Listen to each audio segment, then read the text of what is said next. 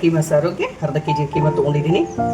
ಈರುಳ್ಳಿ ಒಂದು ದಪ್ಪ ಗೆಡ್ಡೆ, 3 ಚಕ್ಕೆ, 1 ಗೆಡ್ಡೆ ಬೆಳ್ಳುಳ್ಳಿ, 4 ಲವಂಗ, 1/4 ಚಮಚ ಮೆಣಸು, ಅರ್ಧ ಇಂಚು ಶುಂಠಿ, ಕೊತ್ತಂಬರಿ ಸೊಪ್ಪು, ಪುದೀನ, ಅರ್ಧ ಒಳ ತೆಂಗಿನ ತುರಿ, 1.5 ಚಮಚ ಧನಿಯಾ ಪುಡಿ, 2 ಚಮಚ ಹುರ್ಗಡ್ಲೆ, 10 ಗುಂಟೂರು ಮೆಣಸಿನ್ಕಾಯಿ, 10 ಹಸಿ ಮೆಣಸಿನ್ಕಾಯಿ, ಸ್ವಲ್ಪ ಮೆಂತ್ಯ ಸೊಪ್ಪು, 1 ಟೊಮೆಟೊ 2 ಬೇಕಾಗಿರೋದು. ಮಟನ್ ಕೀಮಾ ಸಾರಿಗೆ ಇಷ್ಟು ಪದಾರ್ಥ ಸಾಮಾನು ಬೇಕು.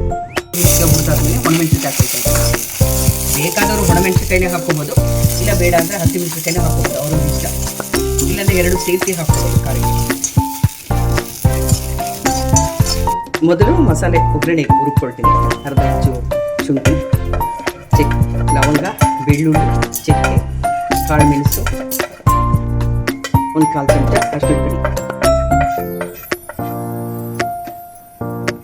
ಕೊತ್ತಂಬರಿ ಸೊಪ್ಪು, ಈರುಳ್ಳಿ ರುಬ್ಬದಿಗೆ.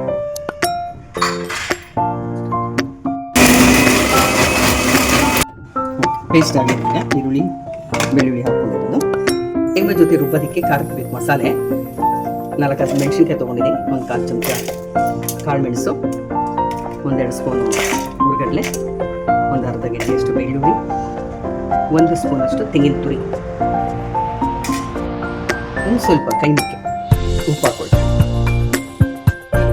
ನೀರು ಹಾಕ್ಕೊಳ್ದಂಗೆ ರುಬ್ಕೋಬೇಕು, ಇಲ್ಲ ತುಂಬ ಗಟ್ಟಿ ಬರಬೇಕು, ಇಲ್ಲಾಂದ್ರೆ ಸ್ವಲ್ಪ ನೀರು ಹಾಕ್ಕೋಬೋದು, ಗಟ್ಟಿ ಇರಬೇಕು ಕೈಮ ಜೊತೆ ರುಬ್ಬೋದಕ್ಕೆ. ಇಲ್ಲಾಂದರೆ ಕೈಮ ಮುಂದೆ ಹೊಡೆದೋಗ್ಬಿಡುತ್ತೆ, ಮುಂದೆ ಬರಲ್ಲ. ನುಣ್ಣಗಾಗಿದೆ. ಇದಕ್ಕೆ ಕೈಮ ಇದು ಮಸಾಲೆ ಹಾಕ್ಕೊಳ್ತಾ ಇದ್ದೀನಿ.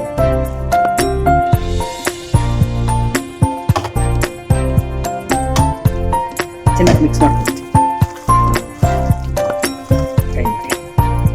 ಮತ್ತು ಇದನ್ನು ಸ್ವಲ್ಪ ರುಬ್ಕೋಬೇಕು.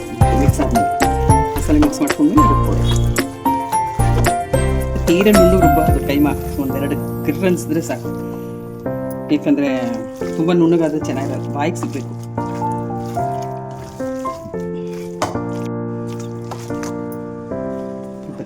ರುಬ್ಬದ್ದು ರುಬ್ಕೊಳ್ತೀನಿ ಈಗ.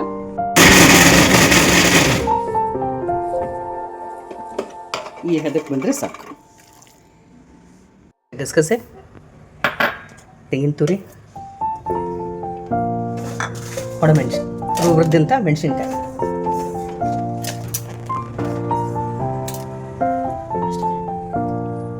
ಧನಿಯಾ ಪುಡಿ. ಇದು ಇನ್ನೊಂದು ಮಸಾಲೆ ಸಾರಿಗೆ ರುಬ್ಕೊಳ್ಳೋದಕ್ಕೆ. ನೈಸಾಗಿ ರುಬ್ಕೋಬೇಕು ಇದನ್ನು. ನೀರು ಹಾಕ್ಕೊಂಡಿದ್ದೀನಿ ರುಬ್ಬೋದಕ್ಕೆ. ನೈಸಾಗಿ ರುಬ್ಕೋಬೇಕು ಈ ಮಸಾಲೆನ. ಮಸಾಲೆ ಸಾರಿಗೆ ಕೈಮಾ ಸಾರಿಗೆ ನಿಮ್ಮನ್ನು ಉಂಡೆಗಳು ಮಾಡೋ ಇಟ್ಕೋಬೇಕು. ನಿಮ್ಮ ಸೈಜ್ ಎಷ್ಟು ಬೇಕು, ದಪ್ಪ ಸಣ್ಣ, ಅದು ನಿಮಗೆ ಮೇಲೆ ಡಿಪೆಂಡ್ ಆಗುತ್ತೆ. 4-5 ಚಮಚ ಎಣ್ಣೆ ಹಾಕ್ಕೊಂಡಿದ್ದೀನಿ. ಎಣ್ಣೆ ಬಿಸಿ ಆದಮೇಲೆ ಈ ಪೇಸ್ಟ್ ಹಾಕ್ಕೊಡ್ತೀನಿ, ಈರುಳ್ಳಿ ಬೆಳ್ಳುಳ್ಳಿ ಪೇಸ್ಟು.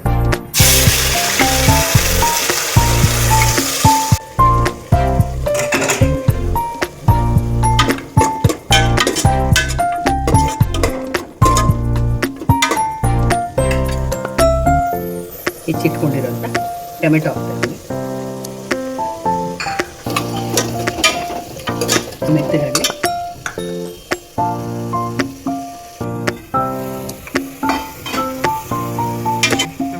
ಒಂದೆರಡು ಕಡ್ಡಿಯಷ್ಟು ಪುದೀನ ಸಣ್ಣಗೆ ಹೆಚ್ಚಿಟ್ಕೊಂಡಿರೋಂಥದ್ದು, ಮೆಂತ್ಯ ಸೊಪ್ಪು, ಮತ್ತು ಕೈ ಆಡಿಸ್ತೀನಿ.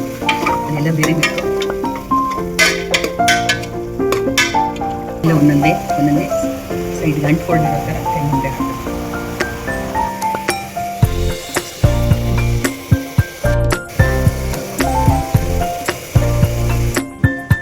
ಸಣ್ಣ ಮಾಡಬೇಕು. ಬಿಡಿ ಸಣ್ಣ ಸಿಮ್ಮೇಲೆ ಇಟ್ಟು ಬೇಯಿಸ್ಕೋಬೇಕು ಕೈಮನ.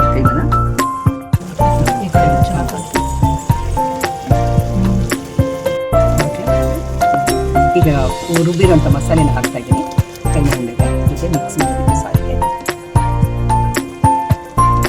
ಆಮೇಲೆ ಕೈಮ ರುಬ್ಬೋದಕ್ಕೆ ಒಂದು ಸ್ವಲ್ಪ ಉಪ್ಪು ಹಾಕ್ಕೊಂಡಿದ್ದೆ.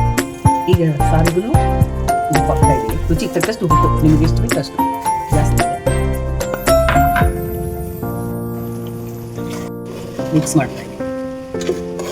ನೋಡಿ ಈಗ ಉಂಡೆ ಒಂದು ಹೊಡೆದಿಲ್ಲ, ಇನ್ನು ಒಂದು 15 ನಿಮಿಷ ಬೇಯಬೇಕು. ಎಣ್ಣೆ ಬಿಡುತ್ತೆ, ಬೆಂದಿದೆ ಅಂತ ಗೊತ್ತಾಗುತ್ತೆ. ಮಟನ್ನು ಕೈಮಾ ಎಲ್ಲ ಬೆಂದಿರುತ್ತೆ, ಮಸಾಲೆ ಎಲ್ಲ. ಈ ಕನ್ಸಿಸ್ಟೆನ್ಸಿಯಲ್ಲಿ ಇಟ್ಕೊಂಡು ನಿಮಗೆ ತೆಳು ಬೇಕು ಅಂದರೆ ತೆಳು, ಗೊಜ್ಜು ಥರ ಬೇಕು ಅಂದರೆ ಚಪಾತಿ, ಪೂರಿ, ಅನ್ನ, ಮುದ್ದೆ ಎಲ್ಲದಕ್ಕೂ ಈ ಕೈಮಾ ಸಾರು ತುಂಬ ಚೆನ್ನಾಗಿರುತ್ತೆ.